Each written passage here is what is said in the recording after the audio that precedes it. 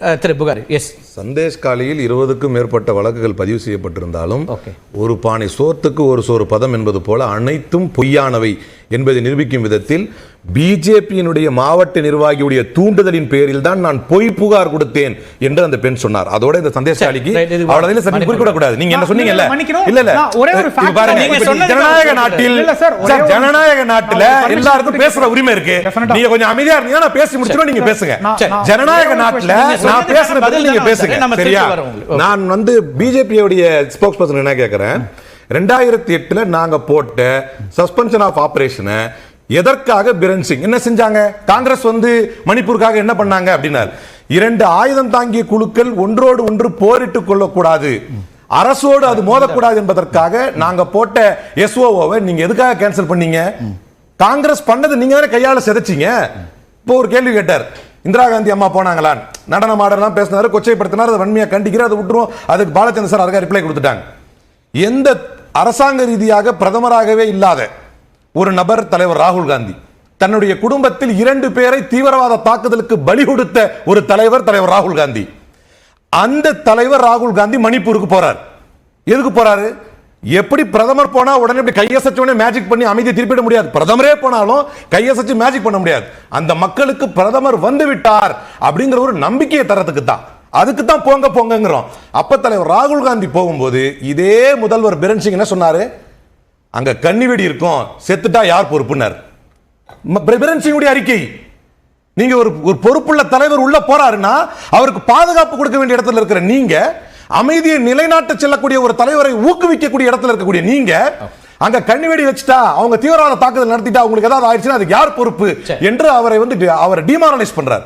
அப்ப தலைவர் ராகுல் காந்தி அந்த இடத்துக்கு போனார். காங்கிரஸ்காரங்க யார் போனாருங்கிறாரு. சூழல்ல வர்றாங்கங்கறத ஒரு முதலமைச்சரா அங்க இருக்கக்கூடிய பிரச்சனையை சொல்றாரு. ஒருவேளை நீங்க சொல்ற பதில் முதலமைச்சருக்காகவே நான் ஒரு ஆர்குமெண்ட்ஸா எடுத்துக்கிறேன். காங்கிரஸ்ல யார் போனாருன்னு கேட்டாரு. ஏன் தலைவர் ராகுல் காந்தி போனாரு? அவ்வளவு ஆபத்துக்கு மத்தியில போனாரு. அவ்வளவு அந்த மக்கள் அப்படியே ஓடி வந்து கட்டி அணைச்சு ஏதோ உண்மையிலே பிரதமரே வந்துட்ட மாதிரி கொண்டாடினாங்களே. பிரதமர்களை பத்தி அவர் சொன்னார். பிரதமராக இருந்தவர் யார் போனாங்கன்னா அதுதான் திரு பாலச்சந்தர் யார் போனாங்கன்றத குறிப்பிட்டார் அவரு. நான் காங்கிரஸ் சொல்றேன் சார், பிரதமரா இருந்து போவதை விட எந்த பொறுப்பிலுமே இல்லாம போறாங்க சார். அப்ப அதை இங்க கவனிக்கணும்ல. ட்ரோனை பயன்படுத்தக்கூடிய அளவுக்காக பிரச்சனை இங்க சொன்னார். NHRC அதிகமா போனது சார், அது வேற. இப்ப நடந்துட்டு இருக்கிற பிரச்சனை வேற. Human rights violation என்ன வேறனா, this is the first time people allege CM Chief Minister for the ethnic cleansing. இதுதான் முதல் முறை வரலாற்றில். It's an open challenge. இதுவரைக்கும் மணிப்பூர் வரலாற்று இந்த 75 ஆண்டுகள் வரலாற்றை தூக்கி போடுங்க. இந்த போரத்துல ஓபன் சேலஞ்ச் வைக்கிறேன். இதுவரை ஆண்ட முதல்வர்களில் முதல்வர் தான் இந்த இனக்கலவரத்தை நின்று நடத்துகிறார் என்று இதுவரை மணிப்பூர் வரலாற்றை சொன்னதில்லை. அதனால் தான் பிரதமருடைய இன்டர்வென்ஷனை கேட்கிறோம்.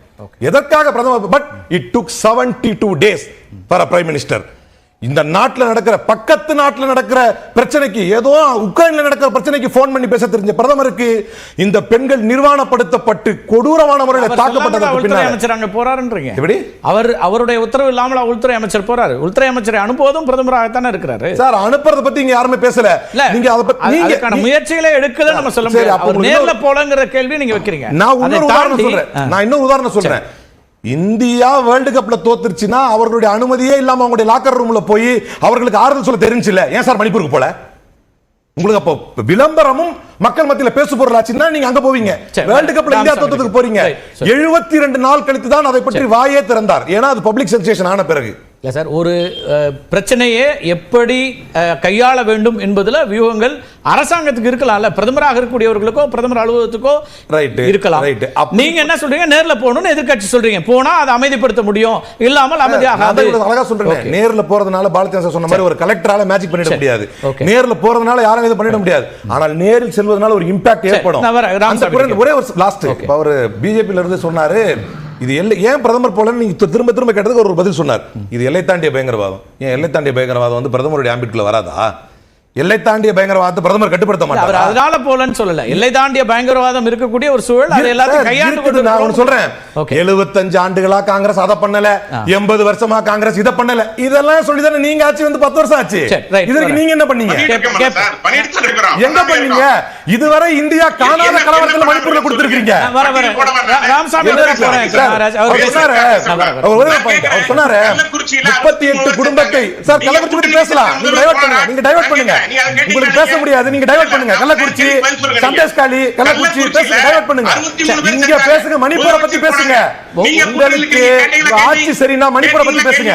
38 பேர் 38 வில்லேஜஸ் டீரெகனைஸ் பண்ணாரு சொன்னார்ல, அந்த 38 வில்லேஜஸையும் அவர்கள் குக்கிகள் என்பதற்காகவே இந்தியன் ஃபாரஸ்ட் ஆக்டுக்கு எதிராக ஒரு செட்டில்மெண்ட் ஆபீசர் இல்லாம, ஒரு அசிஸ்டன்ட் செட்டில்மெண்ட் ஆபீசர் இல்லாம, ஏஎஸ்ஓ இல்லாம அவர்கள் குக்கிகள் என்கின்ற ஒரே காரணத்திற்காக சட்டத்திற்கு புறம்பாக சட்டமன்றத்தில் தீர்மானம் நிறைவேற்றி அந்த 38 வில்லேஜஸையும் அவர்கள் குக்கிகள் என்ற காரணத்திற்காகவே இன அழிப்பு செய்துவிட்டு அவங்க மேல அப்பாவிகள் மீது பாப்பி கல்டிவேட்டர்ஸ் என்கின்ற ஒரு குற்றச்சாட்டை சுமத்துகிறார்கள்.